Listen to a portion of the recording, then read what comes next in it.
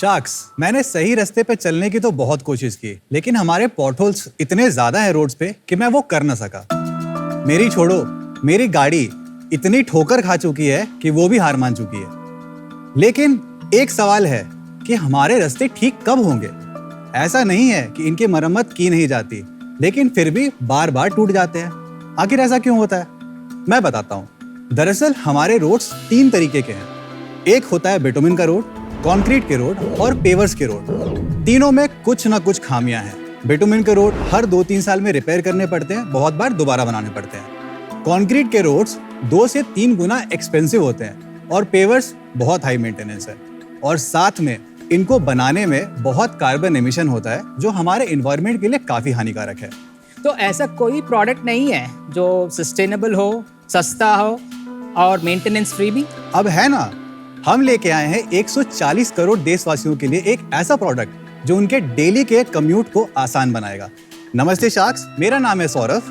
मेरा नाम है डॉक्टर प्रताप। हम हैं फाउंडर्स ऑफ पॉटहोल राजा। हम लेके आए हैं ग्रिड मैट्स।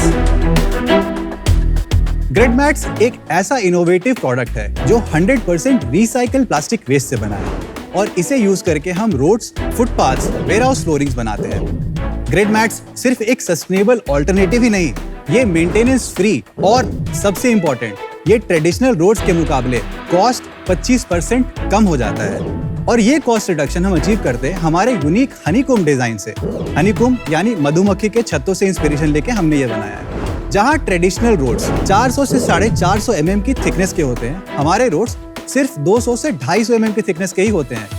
हम कम मटेरियल यूज करके तगड़े रोड्स बनाते हैं। एक और इम्पोर्टेंट फीचर, हमारा मैट इतना स्ट्रॉन्ग है कि ये एक 400 टन के बोइंग 747 का भी वेट उठा सकता है।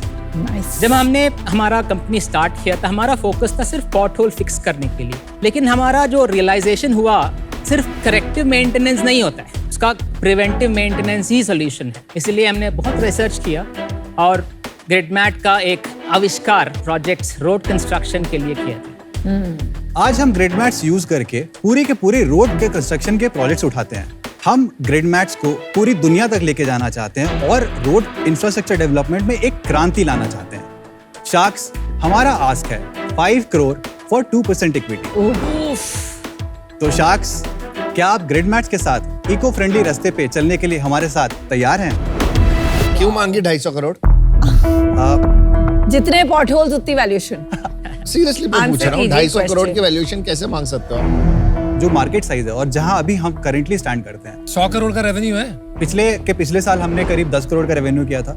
उसके बाद हमारा रेवेन्यू थोड़ा ड्रॉप हुआ था क्योंकि हमारे ग्रिड मैट्स में हम R&D कर रहे थे। करीब 4.5-5 करोड़ का रेवेन्यू हमने किया था, और इस साल भी हम करीब 5 से 6 करोड़ के आसपास में क्लोज करने वाले हैं। तो आपका रेवेन्यू 50% गिर गया, बट वैल्यूएशन इज 250। करेक्ट। हमारे पास एक्चुअली बहुत सारे प्रोजेक्ट्स हैं जिसमें सिर्फ कुछ R&D और कुछ सर्टिफिकेशंस के कारण हमें बड़े प्रोजेक्ट्स जो हैं अभी हमें नहीं मिल रहे हैं, और clients are willing to work with us. अभी अगले साल जो हमारा प्रोजेक्शन है, अगर हम वो सर्टिफिकेशन हमारा जो मिल जाता है जिसके लिए हमारा आस्क है, तो हमारा रेवेन्यू यहाँ से 40 से 50 करोड़ का एनुअल हो जाएगा। उसके बाद का जो हमारा प्रोजेक्टेड रेवेन्यू है, that will be crossing 100 crore. और हम इस बिजनेस में करीब अभी 6 साल से हैं, और हमारा पूरा का पूरा मार्केट रियल एस्टेट में है। नहीं, वो सब तो ठीक है, लेकिन हम क्यों बिलीव करें कि आप 6 से नेक्स्ट ईयर 40 करोड़ जाएंगे? आपके पास परचेज ऑर्डर्स इन राइटिंग है? इसी साल की बात है, एक बहुत बड़े रियल एस्टेट डेवलपर बैंगलोर के टॉप 5 में आते हैं। सारा नेगोशिएशन, सारा सब कुछ राउंड खत्म हो चुका था। उनका एक बड़ा छोटा सा प्रोजेक्ट था जिसका ऑर्डर वैल्यू था करीब 5.5 करोड़ रुपए। सारे नेगोशिएशन, सारा राउंड क्लियर हो चुका था। अल्टीमेटली हमें इस बेसिस पे प्रोजेक्ट नहीं मिला क्योंकि उनको चाहिए था एक सर्टिफिकेशन गवर्नमेंट एजेंसी से कि हमारा जो प्रोडक्ट है उसको यूज करके, क्योंकि वो एक पब्लिक एक्सेस रोड भी होने वाला था। For that we need that. अब वो जो सर्टिफिकेशन है उसके लिए एक बड़ा इन्वेस्टमेंट करना पड़ता है। उसमें हमें करीब 1 किलोमीटर का रोड बना। But answer to her question is no, right? कि order book in writing order नहीं है। बुक इन राइटिंग नहीं है because of this reason. That's all I wanted to know. That's all she wanted. ठीक है। Saurabh, doctor Pratap, sorry मैं out हूँ। मुझे कोई इंटरेस्ट नहीं है आपसे पूछने के लिए कि आप 10 करोड़ से 5 करोड़ पे आ गए और 5 करोड़ से आप 250 करोड़ की वैल्यूएशन, 5 करोड़ आपका जितना रेवेन्यू नहीं है उतने की आस लेके आए हैं। मैं प्रोडक्ट भी नहीं समझना चाहता। इतनी बड़ी बड़ी इनोवेशंस देख ली मैंने शार्क टैंक में अभी बैठे हुए। तो 300-350 पिच देख चुका हूँ 3 साल में, उसी ने भी ऐसी वैल्यूएशन नहीं मांगी। अनफॉर्चुनेटली चलिए सौरभ एंड डॉक्टर प्रताप, ऐसा करते हैं, आपको बेनिफिट ऑफ डाउट देके, बिना हम आपको डिस्टर्ब किए, आपका प्रोडक्ट के बारे में थोड़ा सा सुन लेते हैं without judging the valuation and keeping that out of picture right now.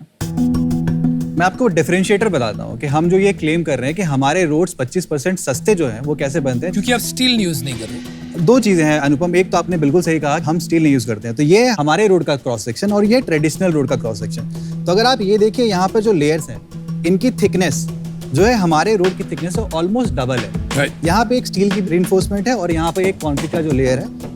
अब ये इतना थिकनेस क्यों होता है? क्योंकि लोड जो चाहिए होता है ट्रैफिक, जो भी जिस ट्रैफिक के लिए बनता है उसके अकॉर्डिंग ये थिकनेस डिराइव होता है। अब हमारे केस में अगर आप ये देखिए तो हमारा जो थिकनेस है इससे कंपैरिजन में 50% है। क्यों?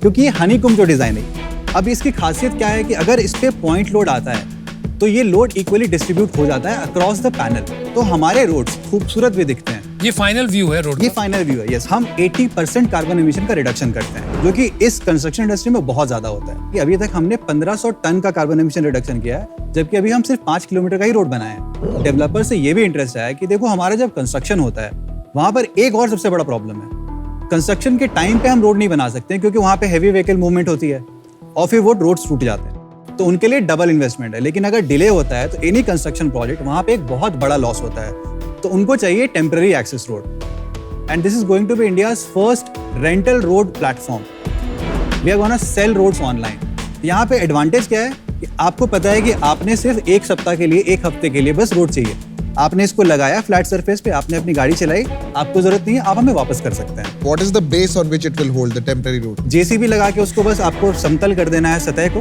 उसके बाद इसमें आप लगा के कोई भी गाड़ी चला सकते पर अगर एग्जिस्टिंग रोड है जिसपे गड्ढे आ गए हैं, मैं उसको रिपेयर करके इसको ऊपर नहीं इसके लिए हैं। नहीं, फिलहाल फ्रेश परमानेंट कंस्ट्रक्शन के लिए यूज कर रहे हैं। हमारे कुछ इन्वेस्टमेंट्स हैं ऐसे, उसके ऊपर लगा सकते हैं।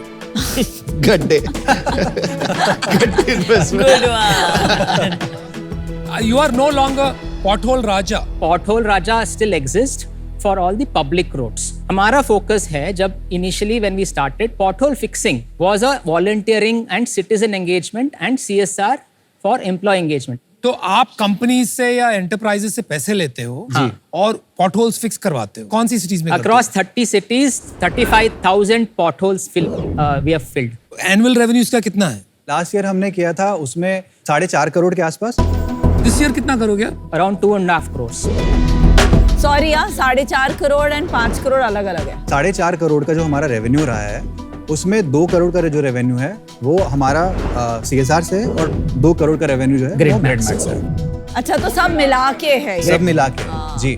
ये जो हनीकॉम्ब स्ट्रक्चर की बात किया, तो ये तो जानी बात है कि honeycomb structures are very strong. तो ऐसा मैं मान ही नहीं सकता कि किसी ने इसके बारे में सोचा नहीं, तो और कोई रीजन होगा कि ये रोड्स में यूज नहीं हो। As of now, ना, the road infrastructure development, material science में innovation नहीं है. That's why we got a patent for this as well. In क्या पेटेंट है आपके पास? design and process का patent. कहाँ पर? इंडिया में? India and PCT. PCT also. तो आप बोल रहे हैं यूरोप की सड़कें ऐसी नहीं बन रही हैं? नहीं बन। तो वो क्यों इतनी रोबस्ट है? वहां तो कभी पॉटहोल नहीं देखा। But that is where the preventive maintenance का focus है. अगर you have a crack 3 to 5 years में रिपेयर करना है तो ये एक लेयर रिमूव करके देन मिलिंग करके बाद में एक और लगाते हैं। यहाँ पे ऐसे नहीं और है। यूएस में भी वैसे करते यूएस में भी ऐसे ही हर करते हैं। जगह अभी आपके रोल्स, आप को-फाउंडर्स हैं, क्या हैं? को-फाउंडर्स। इक्विटी कैसे स्प्लिट है? मेरा 52 है। हाँ जी। I have 10% equity. My wife has 15 and Dr. Kalpana, who's also an ex-colleague of mine, उसका 10% है। और आपका वाइफ का क्या रोल है? She manages overseas accounts and compliance and Dr. Kalpana oversees HR and people's. And वो क्यों नहीं आए सिंस वो एक्टिवली काम कर रहे हैं दोनों? वो दोनों एक्टिव Active नहीं है, बैक एंड सपोर्ट है। तो बाकी किसकी है फिर? 10% Ten ESOP he को has. allocate करके रखा हमने और 3% हम Brigade REAP accelerator program incubated है, तो 3% हमारा ब्रिगेड ग्रुप के पास है। अगर इतना अमेजिंग प्रोडक्ट है, सस्टेनेबिलिटी भी है, innovative and first in the world है, तो यूजुअली ऐसे प्रोडक्ट एक्सपेंसिव होते हैं। आपका तो 25% चीपर भी है। बिल्कुल। राइट? तो ये तो it should have exploded in sales. Yes. क्यों नहीं हुआ? बड़े प्रोजेक्ट्स की जब बात होती है जिसका प्रोजेक्ट वैल्यू 10 करोड़ से ऊपर है, वहां पे कुछ एक सर्टिफिकेशन चाहिए होता है जिसको लेने के लिए हमें करीब 2 से 2.5 कितना इन्वेस्ट करना है? करीब उसमें 2 से 2.5 करोड़ रुपए लगेंगे। और कितना टाइम लगेगा? 1 साल का टाइम लगेगा। तो बैंक लोन लेके you could have exploded the market और प्री ऑर्डर्स लेके आ सकते थे ना। पीओस लिखे हुए नहीं है कि हमारे पास है कि आपसे अरे करेंगे। लिखा नहीं है तो उसका कोई मतलब नहीं होता। Verbal means nothing. You know, I am out. I respect the fact कि आप कुछ अच्छा करने निकले, Because genuinely potholes इस country में बहुत बड़ा issue है. My problem is कि business acumen बहुत important होता है in founders. I cannot put my money in a business just on hope, aspiration, some positive dream. I don't see visibility for a 250 crore valuation. Work on yourself, figure out some business acumen logic, then आप investor के पास जाइए is my sincere request to you. Sure. But for today I'm out. आप कुछ innovative कर रहे हैं पर कहीं ना कहीं प्रॉब्लम है कुछ जो समझ नहीं आ रहा है बिकॉज अगर प्रोडक्ट अच्छा है देन स्ट्रेटेजिक इन्वेस्टर्स जो L&T है वो आपकी मदद कर सकते हैं उसके लिए आपको मैं क्या हेल्प करूंगा मुझे नहीं पता you need to figure out why आपके जो करंट इन्वेस्टर है L&T आपको एडवांस देके ये प्रोडक्ट मार्केट में नहीं उतारेगा there is nothing I can help you with तो इसलिए मैं बाहर हूं Saurabh, doctor Pratap, I think यहाँ पे गेज करना कि ये कितना ब्रेक थ्रू प्रोडक्ट है थोड़ा मुश्किल होता है. So I am also out and I really hope you win. Best of luck. आप बहुत थियोरेटिकल हैं. आपको ये पता है कि इंसेंटिव सिस्टम क्या है, मतलब इंफ्रास्ट्रक्चर रोड प्रोजेक्ट्स में अगर इसकी रिपेयर ही नहीं जरूरत पड़ेगी तो how will the contractors make money? Startup के लिए बहुत इंपॉर्टेंट है अपने पेइंग कस्टमर्स को जानना. पेइंग कस्टमर हमारा वो है ही नहीं जिसके बारे में आप बात कर रहे हैं. हमारा पेइंग कस्टमर है private real estate builders, developers. अगर एयरपोर्ट्स बन रहे हैं, हमारी करेंटली GMR के साथ ऑलरेडी डिस्कशन चल रही है. एक पायलट हमने ऑलरेडी किया हुआ है, दे आर इंटरेस्टेड. अडानी के साथ एक पायलट हमने ऑलरेडी किया हुआ है. तो ये जो प्राइवेट प्लेयर्स है उन्हें अपने रोड्स खराब नहीं चाहिए. उन्हें चाहिए कि हम एक बार बनाए 20 साल तक मेंटेनेंस नहीं करना पड़े हमें. और ये एक बहुत बड़ा मार्केट है. मुझे लगता है आपको कोई IP बेस्ड इन्वेस्टर जो टेक्नोलॉजी कमर्शियलाइज करना जानते हैं उनके पास जाना चाहिए. यहाँ पर to get 5 crores at this stage is very difficult. Yeah, you are at least a couple of years away before getting your certification and to start establishing a business. So your sales cycle is going to be very long. तो उस reason से मैं out हूँ. चलिए best of luck thank you so much. Thank you so much.